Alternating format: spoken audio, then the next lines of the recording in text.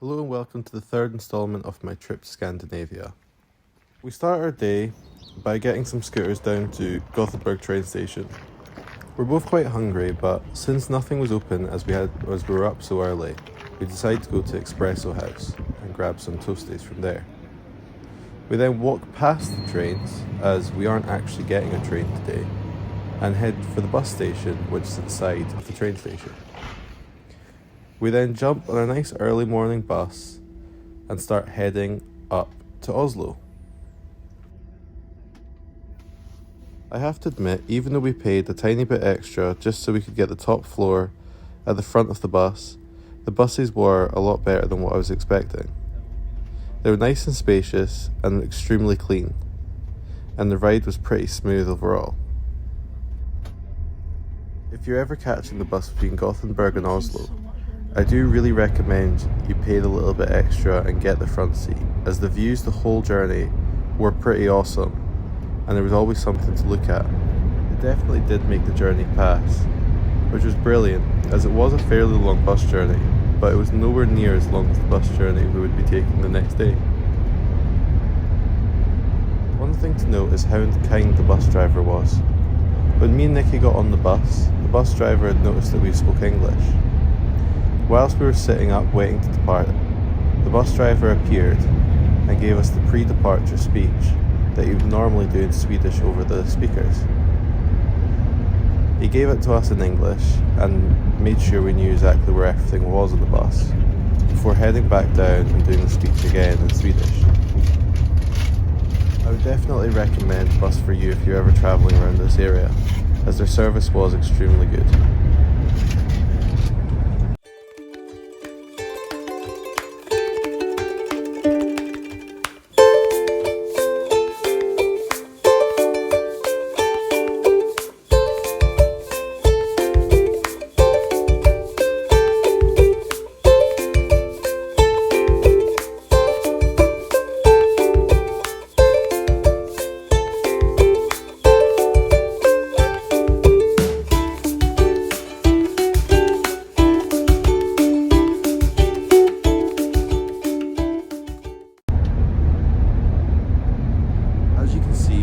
So far, it was definitely worth it getting the upstairs seats at the front, as although they were more expensive, and I'll put how much they were on the screen now, the views we got and the scenery we got to see on the journey up to Oslo was definitely worth the price. What you're viewing right now is us getting closer and closer to the border with Norway. Getting across the border was an absolute breeze. The checkpoint wasn't actually open, which meant the bus driver could just drive straight through. But I can imagine when it is open, it can take some time to get across, as the driver had warned us that there could be a delay at the border if the border checkpoint was open.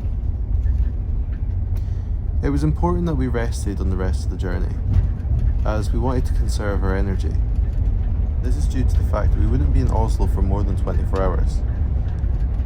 Now, we would have liked to stay in Oslo for longer, but due to the high prices, it just wasn't financially an option for us. So we made sure to get comfy, and we enjoyed the rest on the rest of the ride.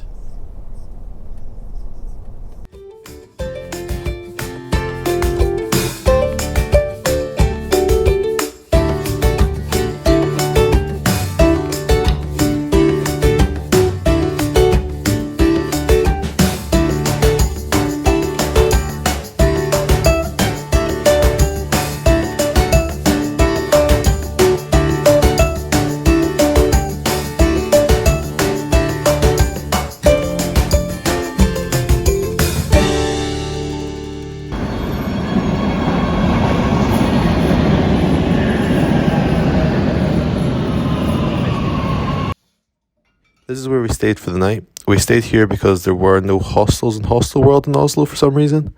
I don't know if that's just because there aren't any or if there was no availability. But we ended up staying here. It was pretty cheap and it was off booking.com. We didn't have long before we were back out again. We dumped our stuff and went straight back onto the metro, where we then headed straight for the centre. We were both hungry, so we decided to go to one of the food markets, as food in Oslo is pretty expensive, and we thought food markets, street food tends to be a little bit cheaper than stuff from your restaurants.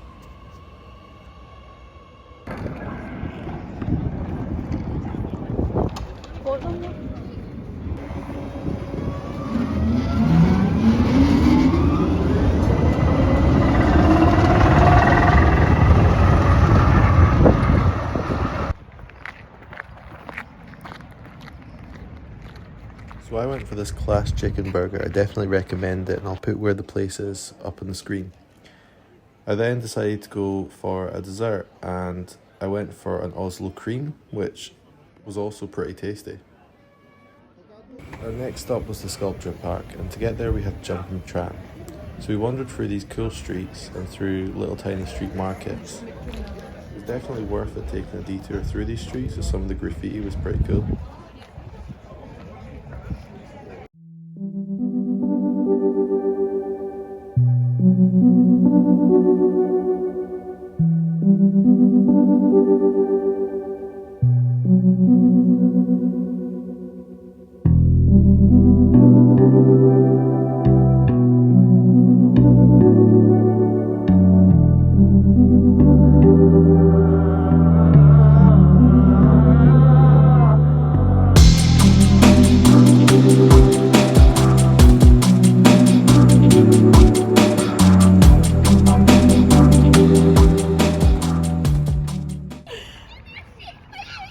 We reached the sculpture park, and it was a lot bigger than what I was expecting.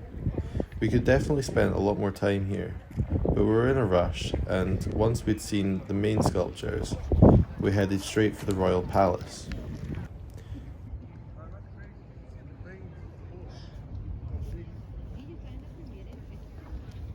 Not long after arriving at the Royal Palace, we were on the move again. We had to head down to the Nobel Peace Prize Museum.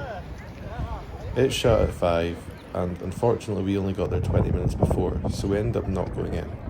Although it would have been pretty awesome to see the different prizes on the inside of the museum. So instead we decided to enjoy the sun and take a walk through the streets of Oslo.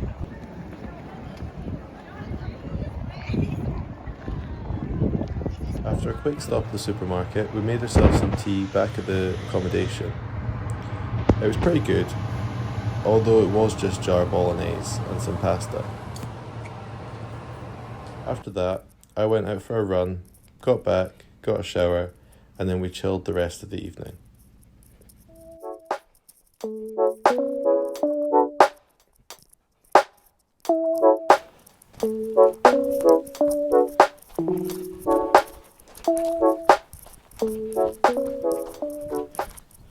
And that's everything from this video.